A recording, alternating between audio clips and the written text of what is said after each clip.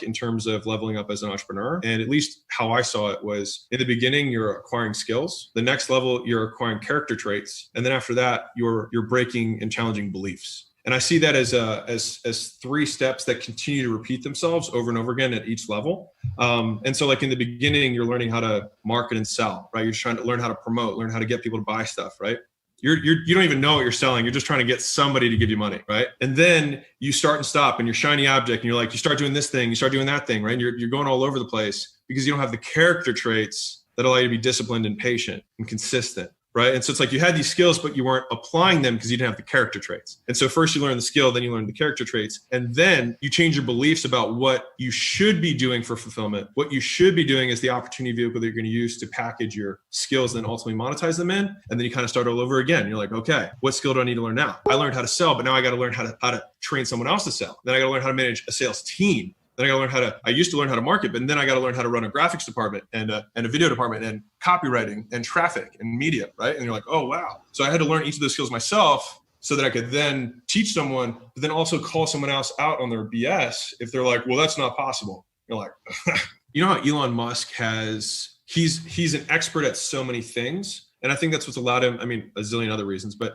one of the reasons he's been able to innovate so well and create so many unique companies is because he knows a lot about programming. He knows a lot about mechanical engineering. He knows a lot about electrical engineering. He knows a lot about chemistry and plastics and materials. And he knows how to market. And he knows how to promote. And he knows how to do PR. And he knows how to recruit. And so all of those things are skills that he had to lace together. And at least for me, like, I don't need to be able to know how to do every single thing. But the biggest skill that I think we, right, as CEOs have to know is how to be able to recognize true talent. And there's so many people that talk the talk and sound pretty and look good, but like over time you develop the pattern recognition. You're like, I think you're full of shit. They're like, I think you sound good, but I don't think you have the grit. Yeah, it gets back to the big point. It's like, I need to be able to know what's happening so that I can say whether it's good or not, or how it needs to be improved. And fortunately, the areas that I don't know the most about, like finance and HR, like I don't relate, right? Like I haven't even had the desire to learn about that.